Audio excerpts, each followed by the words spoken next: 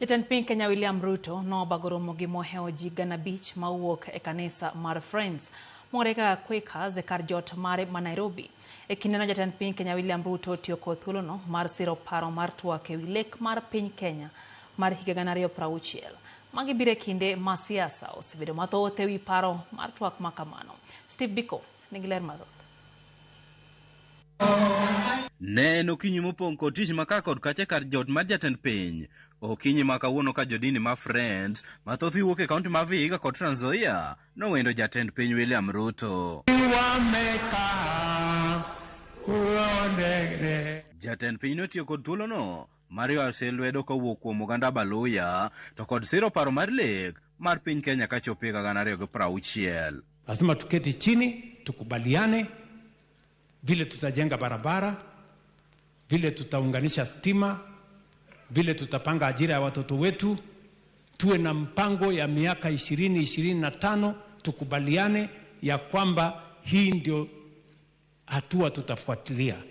Kae jatend piny noyango ni twak ewi lek ma higa 2060 biro chakore ayanga tarik 12 dweni kendo biro nywando pach jopiny maked kod mano bedo kinyuolo katiba manyien e higa 2010 koseyo kweth maketo piny owacho tesre mowach ni ok oyie kuom dwaro mar weyo jopiny oyier yo mowinjore gi luw. Nikiwa rais wa nchi hii, hakuna sehemu ya Kenya itawachwa nyuma.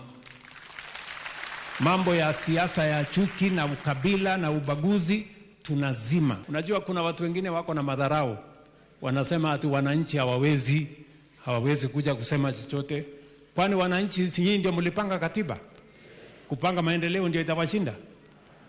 Tutapangana hapa na mimi nitakuwa mstari ya mbele mpaka tuhakikishe ya kwamba Kenya tuna utajiri, tunafukuza umaskini, watoto wetu wapate ajira. Kamano bende jatend migepe Musalia Mudavadi nosiro paro mar chako twak ewi lek ma higa 2060 kokwedo kweth moketo piny owacho tesre ewi nyayo siasa mag akwede mag dhoudi. Somebody who is bitter, who is driven by vengefulness, who is driven by vindictiveness cannot be trusted with leadership.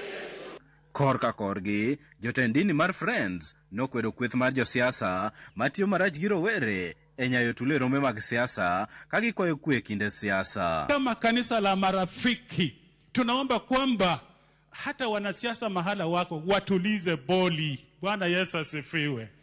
Speak about what you stand for. Kopogore kod wende gi twak mane obedo odiochieng' ma kawuono e kar jot mar jatend piny, jolony neno ni mae ok en mana romo mar alam kende, to en thuolo mar jatend piny sero ombulu mawuok Imbo mar piny Kenya motel ne yiero mabiro. Steve Biko, Ramogi TV. Jatend Linda Mwananchi e kaunti ma Homa Bay ochiwo ne tend obila ma kaunti no notice kata milome mar bagoromo gi mar siasa ma